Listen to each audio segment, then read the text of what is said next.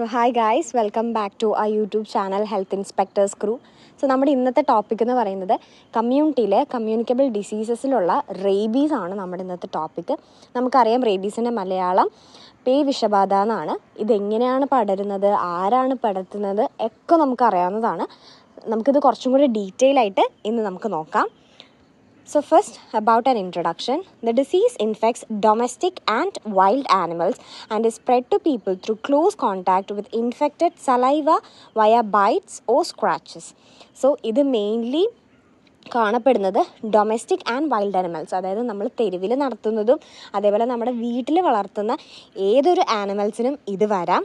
അതേപോലെ തന്നെ ഇതെങ്ങനെയാണ് പടരണതെന്ന് വെച്ചാൽ ഇൻഫെക്റ്റഡ് ആയിട്ടുള്ള ആനിമൽസിൻ്റെ സലൈവയിൽ കൂടെ ആയിരിക്കും ഈ ഡിസീസ് സ്പ്രെഡ് ആവുന്നത്.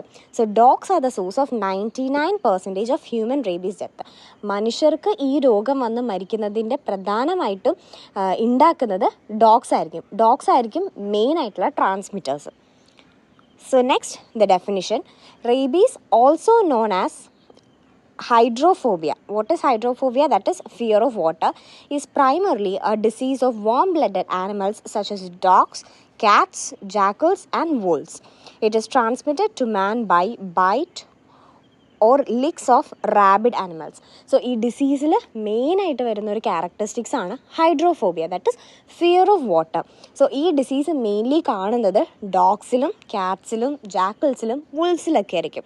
അതേപോലെ ഇത് ട്രാൻസ്മിറ്റ് ആവുന്നത് എങ്ങനെയാണ്? ഒന്നില്ലെങ്കിൽ കടിക്കുക അല്ലെങ്കിൽ അവർ നക്കുമ്പോൾ ഈ റാബിഡ് ആനിമൽസ്, അതായത് ഈ രോഗമുള്ള ആനിമൽസിനെയാണ് നമ്മൾ റാബിഡ് ആനിമൽസ്, അല്ലെങ്കിൽ ഈ വൈറസ് ഏത് ആനിമലിൽ കാണുന്നോ ആ ആനിമൽസിനെയാണ് നമ്മൾ റാബിഡ് ആനിമൽസ് എന്ന് പറയുന്നത്. സോ ആ ആനിമൽസിൻ്റെ ലിക്കോ ബൈറ്റോ നമ്മൾ മനുഷ്യർക്ക് കിട്ടുമ്പോഴാണ് നമുക്ക് ഈ രോഗം വരുന്നത്. Next is epidemiological factors. So first one is agent എന്ന് പറയുന്നത് ലൈസ വൈറസ് ടൈപ്പ് 1. ഈ ഒരു വൈറസ് ആണ് ഈ റേബീസിൻ്റെ മെയിൻ ആയിട്ടുള്ള causative agent. Next is source of infection. So 95% of cases in India are due to dog bite. So നമ്മുടെ നാട്ടിൽ ഏറ്റവും കൂടുതൽ റേബീസ് സ്പ്രെഡ് ആവുന്നത് dog ബൈറ്റിലൂടെയാണ്.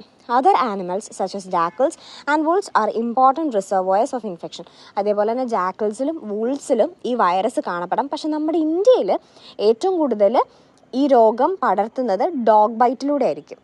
Next is infective material, അതായത് ഏതൊരു വസ്തുവാണ് ഈ ഇൻഫെക്ഷൻ ഉണ്ടാക്കുന്നതെന്നാണ്. ദാറ്റ് ഇസ് നമുക്കറിയാം saliva of the rabid animal which contains the virus. Just ഒരു സലൈവ അല്ല, നമ്മൾ നോർമലി വീട്ടിൽ വളർത്തുന്ന പട്ടികളുടെ സലൈവ കൊണ്ടല്ല ഇത് വരുന്നത്. ഈ ഇൻഫെക്ഷൻ ഉള്ള ആനിമൽസിൻ്റെ സലൈവ നമ്മുടെ ബോഡിയിൽ വരുമ്പോഴാണ് നമുക്ക് ഈ വൈറസ് വരത്തുള്ളൂ. അല്ലാണ്ട് സാധാ ആനിമൽസിൻ്റെ സലൈവയെന്ന് ഒരിക്കലും വരത്തില്ല. Next is mode of transmission. എങ്ങനെയാണ് ഇത് നമുക്ക് കിട്ടുന്നതെന്ന് വെച്ചാൽ by the bite of rabid animals, by the lick on abraded skin or mucus. ഒന്നില്ലെങ്കിൽ ഈ ആനിമൽസ് നമ്മളെ കടിക്കുമ്പം നമുക്ക് വരാം, കാരണം നമ്മുടെ സ്കിന്ന് തുളഞ്ഞു പോവാമല്ലോ. സോ അങ്ങനെ വരും. രണ്ടാമത്തേന്ന് പറഞ്ഞാൽ ജസ്റ്റ് ലിക്കിൽ കൂടെ വരത്തില്ല, പകരം നമ്മുടെ ശരീരത്തിൽ എന്തെങ്കിലും മുറിവുണ്ട്, ആ മുറിവിൽ ഈ റാബിഡ് ആനിമൽസിൻ്റെ സലൈവ വന്നു കഴിഞ്ഞാൽ, കോൺടാക്റ്റ് വന്നു കഴിഞ്ഞാൽ അത് നമ്മുടെ സ്കിന്നിൽ കൂടെ പെനട്രേറ്റ് ചെയ്ത് നമുക്ക് ഈ വൈറസ് കോൺടാക്റ്റ് ആവാനുള്ള ചാൻസസ് ഉണ്ട്. സോ ഇതാണ് രണ്ട് മോഡ് ഓഫ് ട്രാൻസ്മിഷൻ. ഒന്നില്ലെങ്കിൽ ബൈറ്റ് അല്ലെങ്കിൽ ലിക്ക് ആവുമ്പോൾ ഒന്നില്ലെങ്കിൽ നമ്മുടെ അബ്രേറ്റഡ് സ്കിന്നിലായിരിക്കണം അത് ലിക്ക് ചെയ്തിട്ടുണ്ടാവും. Okay. The virus enters the body and travels along the nerves and reaches the brain and causes the disease. So ഈ വൈറസ് നമ്മുടെ ബോഡിയിൽ എൻ്റർ ചെയ്താൽ ഇത് നെർവ്സിൽ കൂടെ ആയിരിക്കും ട്രാവൽ ചെയ്യുക, എന്നിട്ട് അത് മെയിനായിട്ടും ബ്രെയിനിലെത്താം. സോ അതിൻ്റെ മെയിൻ ടാർഗറ്റ് എന്ന് പറയുന്നത് ബ്രെയിനും സ്പൈനൽ കോഡും ആയിരിക്കും. ഇത് ട്രാവൽ ചെയ്ത് നമ്മുടെ ബ്രെയിനിലും സ്പൈനൽ കോഡിലായിരിക്കും ഇത് എത്തിച്ചേരുന്നത്. Next is the incubation period 1 to 3 months ആണ്. അതായത് സൈൻസ് ആൻഡ് സിംറ്റംസ് എപ്പോൾ കാണിച്ചു തുടങ്ങും എന്നുള്ളതെന്ന് വെച്ചാൽ 1 to 3 monthsലായിരിക്കും ഇതിൻ്റെ സൈൻസ് ആൻഡ് സിംറ്റംസ് കാണിക്കുക. Next moving on to the clinical features, അതായത് സൈൻസ് ആൻഡ് സിംറ്റംസ് എന്താണെന്നാണ്. സോ ഇനീഷ്യൽ സിംറ്റംസ് എന്ന് പറയുന്നത് ഫസ്റ്റ് ഹെഡേക്ക് ഉണ്ടാകും, തലവേദന ഉണ്ടാകും, അതേപോലെ തന്നെ സ്ലൈറ്റ് ആയിട്ടുള്ള ഫീവർ ഉണ്ടാകും. Since it is an infectious disease, ഒരു വൈറൽ ഡിസീസ് ആയതുകൊണ്ട് നമുക്ക് ഫസ്റ്റ് വരുന്ന സിംറ്റം എന്ന് പറയുന്നത് ഫീവറും ഹെഡേക്കും ഒക്കെ ആയിരിക്കും. പിന്നെ മലേസ്, അതായത് നമുക്ക് ഭയങ്കരമായിട്ട് ക്ഷീണം ഉണ്ടാകും. അതേപോലെ ട്വിച്ചിങ് ഓഫ് മസിൽ ട്വിച്ചിങ് എന്ന് പറയുമ്പോൾ നമ്മുടെ പേശികൾ ഇങ്ങനെ വലിഞ്ഞു മുറുങ്ങുന്ന ആ ഒരു ഫീലിനെയാണ് നമ്മൾ ട്വിച്ചിങ് എന്ന് പറയുന്നത്. സോ ഇതായിരിക്കും മെയിൻ ആയിട്ടുള്ള symptoms. That is headache, slight ആയിട്ടുള്ള ഫീവർ ഉണ്ടാകും, മാലേസ് അതായത് ക്ഷീണം ഉണ്ടാകും, പിന്നെ ട്വിച്ചിങ് പേശികൾ മുറുകുന്നതിൻ്റെ ഫീലും ഉണ്ടാകും. നെക്സ്റ്റ് സൈൻസ് ആൻഡ് സിംറ്റംസിൽ തന്നെ 2 type of signs and symptoms ഉണ്ട്. അതായത് ഫ്യൂരിയസ് റേബീസിൻ്റെ സൈൻസും ഉണ്ട്, പാരാലിറ്റിക് റേബീസിൻ്റെ സൈൻസും ഉണ്ട്. അതായത് റേബീസ് തന്നെ ഇപ്പോൾ ഒരു ആനിമലിന് ഈ ഫ്യൂരിയസ് റേബീസാണ് വരുന്നതെങ്കിൽ അവർ ഭയങ്കര ഹൈപ്പർ ആക്റ്റീവ് ആയിരിക്കും, എപ്പോഴും കുറച്ചുകൊണ്ടിരിക്കും, ഒരു റെസ്റ്റ്ലെസ് ആയിട്ടുള്ള ബിഹേവിയേഴ്സ് ആയിരിക്കും ആ ഡോഗ്സ് കാണിക്കുക. പക്ഷേ പാരാലിറ്റിക് റേബീസ് വന്ന ഡോഗ്സ് എന്ന് പറയുമ്പോൾ ഒരു കൊമാറ്റോസ് ആയ മാതിരി ആയിരിക്കും. അതായത് അവർക്കൊരു ഇൻട്രസ്റ്റ് ഉണ്ടാവില്ല, ഇങ്ങനെ ഡ്രൂളിംഗ് ഒക്കെ ആയിട്ട് ക്ഷീണിച്ച് കിടക്കുന്ന ഡോഗ്സ് ആയിരിക്കും അവർ. അപ്പോൾ അതിൻ്റെ സൈൻസ് ആൻഡ് സിംറ്റംസിൻ്റെ ഡിഫറൻസ് ആണ് നമ്മളിപ്പോൾ നോക്കുന്നത്. സോ ഫ്യൂരിയസ് റേബീസിൽ എന്ന് പറയുമ്പോൾ അവർ ഹൈപ്പർ ആക്റ്റീവ് ആയിരിക്കും, ഞാൻ പറഞ്ഞ പോലെ തന്നെ ഭയങ്കരമായിട്ട് കുറച്ചുകൊണ്ടിരിക്കും, ഇങ്ങനെ റെസ്റ്റ്ലെസ് ആയിരിക്കും അവർ. അതേപോലെ തന്നെ എക്സൈറ്റഡ് ബിഹേവിയർ ആയിരിക്കും, ഹൈഡ്രോഫോബിയ ഉണ്ടാകും, സിവിയർ ഫിയർ ഓഫ് വാട്ടർ ആയിരിക്കും, അതായത് വെള്ളം കുടിക്കാൻ പറ്റില്ല, വെള്ളം കാണുമ്പോൾ അവരിങ്ങനെ പേടിക്കും, അതാണ് hydrophobia. After few days death occurs by cardio respiratory arrest. So ഈ ഫ്യൂരിയസ് ആയിട്ടുള്ള റേബീസ് അവർക്ക് പെട്ടെന്ന് ഡെത്ത് ഉണ്ടാവും, എങ്ങനെ? കാർഡിയോ റെസ്പിറേറ്ററി അറസ്റ്റ് വഴിയായിരിക്കും. Second one is paralytic rabies. So അതിൻ്റെ സൈൻസ് ആൻഡ് സിംറ്റംസ് എന്ന് പറയുന്നത് കൂടുതലും മസിൽ പാരലിസിസ്, അതായത് മസിൽസൊക്കെ ഇങ്ങനെ തളർന്നു പോകണം, അങ്ങനത്തെ ഒരു പാരലിസിസ് ആവുന്ന ഒരു ഇതായിരിക്കും. അടുത്തത് starting at the site of bite and scratches. So ഈ മസിൽ പാരലിസിസ് വരുന്നത് എവിടെയായിരിക്കും? ബൈറ്റ് കിട്ടിയ സ്ഥലത്തു നിന്നായിരിക്കും അത് സ്റ്റാർട്ട് ആവുന്നത്. A coma slowly develops and eventually death occurs. പയ്യെ അവർക്കൊരു കോമ സ്റ്റേജ് ഡെവലപ്പായിട്ട് അവർ ഡെത്ത് ആയിപ്പോൾ. സോ ഇതാണ് ഫ്യൂരിയസ് റേബീസിൻ്റെ സൈൻസും പാരലിറ്റിക് റേബീസിൻ്റെ സൈൻസും. നെക്സ്റ്റ് റേബീസ് ഇൻ ഡോഗ്സിൽ വരുമ്പോൾ എങ്ങനെയായിരിക്കും എന്നുള്ളതെന്ന് വെച്ചാൽ ചേഞ്ച് ഇൻ ബിഹേവിയർ ഉണ്ടാകും. അതായത് ചുമ്മാ നടന്നു പോകുന്ന ആൾക്കാരെയൊക്കെ അവർ അറ്റാക്ക് ചെയ്യാൻ തുടങ്ങും വിത്തൗട്ട് എനി റീസൺ, അല്ലെങ്കിൽ നമ്മൾ കല്ലെടുത്ത് എറിയാണ്ട് പ്രൊവക്കേഷൻ ഒന്നും ഇല്ലാണ്ട് അറ്റാക്ക് ചെയ്യും, അങ്ങനത്തെ ഒരു ബിഹേവിയർ കാണിക്കും. അതേപോലെ തന്നെ റണ്ണിങ് അമക്ക്, അതായത് നമ്മുടെ വീട്ടിൽ നിന്ന് ഓടിപ്പോവുക, ഒരു കാര്യമില്ലാണ്ട് ടെൻഡൻസി ഒന്നും ഇല്ലാണ്ട് ചുമ്മാ അതിങ്ങനെ വാണ്ടർ ചെയ്ത് പുറത്തൊക്കെ നടക്കുക, ആ ഒരു സിംറ്റം കാണിക്കും. Next is change of voice. കുറയ്ക്കുന്നതിൽ നമുക്ക് വളരെ ഒരു വ്യത്യാസം, ഒരു മോഡുലേഷൻ മാറും, അവരുടെ ഒരു ഹോസായിട്ടുള്ള വോയിസ് ആയിരിക്കും അവർക്ക് ഉണ്ടാവുക. Next is gasping of breath, അതായത് ശ്വാസം കിട്ടാണ്ട് ഇങ്ങനെ ഗാസ്പിംഗ് ചെയ്തുകൊണ്ടിരിക്കും.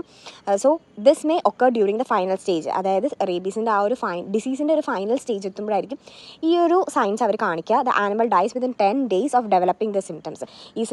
ഈ സിംറ്റംസ് ഒക്കെ ഉണ്ടാക്കി കഴിഞ്ഞ് ഒരു 10 daysനുള്ളിൽ ഈ ഡോഗ് ഡെത്ത് ആവുമെന്നാണ് പറയുന്നത്.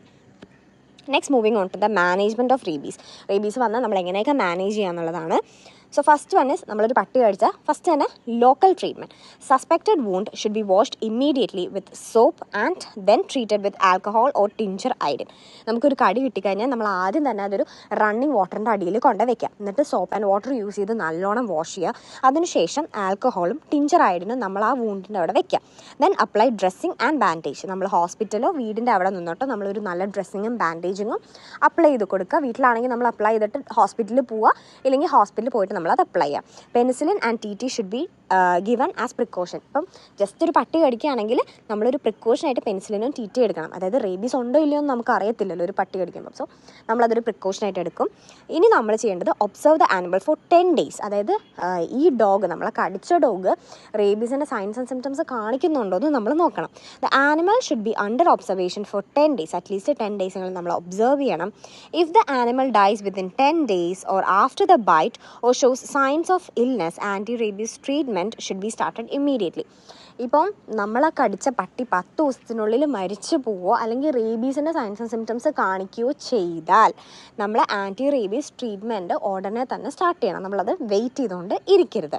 പ്രൊഫൈലാക്സിസ്, അതായത് നമ്മൾ പ്രിവെൻഷൻ എന്ന് പറയും. പ്രിവെൻഷൻ നമ്മൾ എന്താ ചെയ്യണമെന്ന് വെച്ചാൽ, പോസ്റ്റ് എക്സ്പോഷർ പ്രൊഫൈലാക്സിസ് എന്ന് പറഞ്ഞാൽ നമ്മളെ പട്ടി കടിച്ചു എന്നിട്ട് നമ്മൾ ചെയ്യേണ്ട പ്രിവെൻഷൻ എന്ന് പറയുമ്പോൾ വാക്സിനേഷനാണ്. അതായത് 0, 3, 7, 28 ഈ ഡേയ്സിൽ പോയിട്ട് നമ്മൾ ഇഞ്ചക്ഷൻ എടുക്കണം.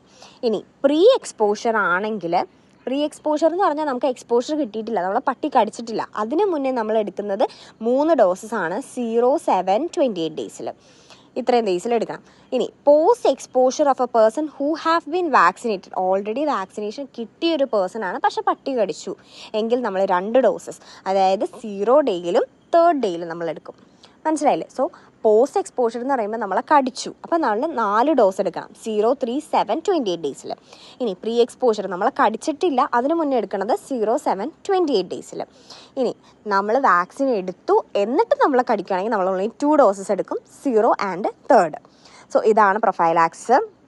അടുത്തത് മാനേജ്മെൻറ്റിൽ നമ്മൾ ടൈപ്പ് ഓഫ് കോണ്ടാക്റ്റ് അനുസരിച്ച് നമ്മൾ മാനേജ് ചെയ്യും. അതായത് ഇപ്പോൾ എങ്ങനത്തെ, ഇപ്പോൾ ജസ്റ്റ് ലിക്കാണോ, അതോ അബ്രേഷനിൽ ലിക്കാണോ, അതോ ബൈറ്റാണോ, ബ്ലഡ് വന്നില്ലേ, അതനുസരിച്ചിട്ട് നമ്മൾ മാനേജ്മെൻറ്റ് ചെയ്യും. അപ്പോൾ അതിൽ കാറ്റഗറി 1 എന്ന് പറയുമ്പോൾ അതിൽ ടൈപ്പ് ഓഫ് കോൺടാക്റ്റ് വരുന്നതെന്ന് വെച്ചാൽ touching or feeding animal lick on intact skin. നമ്മൾ പട്ടീനെ തൊടുവോ അല്ലെങ്കിൽ ഫീഡ് ചെയ്യണതിൻ്റെ സമയത്ത് അത് നമ്മൾ ലിക്ക് ചെയ്തു, പക്ഷേ ഇൻടാക്റ്റ് സ്കിന്നിലാണ്. നമ്മുടെ സ്കിന്നൊന്നും പൊട്ടിയിട്ടില്ലെങ്കിൽ നമ്മൾ ഒരു എക്സ്പോഷർ പ്രൊഫൈലാക്സിസ് നമുക്ക് വേണ്ട, ഒരു രീതിയിലുള്ള വാക്സിനേഷൻസോ ഒരു ട്രീറ്റ്മെൻറ്റോ നമുക്ക് വേണമെന്നില്ല.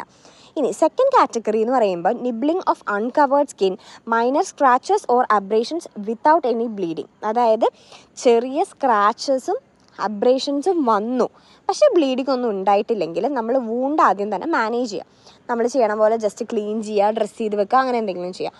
Administer anti rabies vaccine immediately. ഹോസ്പിറ്റലിൽ പോവുക, ആൻറ്റി റേബീസിൻ്റെ വാക്സിൻ ഒരു പോസ്റ്റ് എക്സ്പോഷർ പ്രൊഫൈലാക്സിസ് ആയിട്ട് നമ്മൾ എടുത്ത് വെക്കും.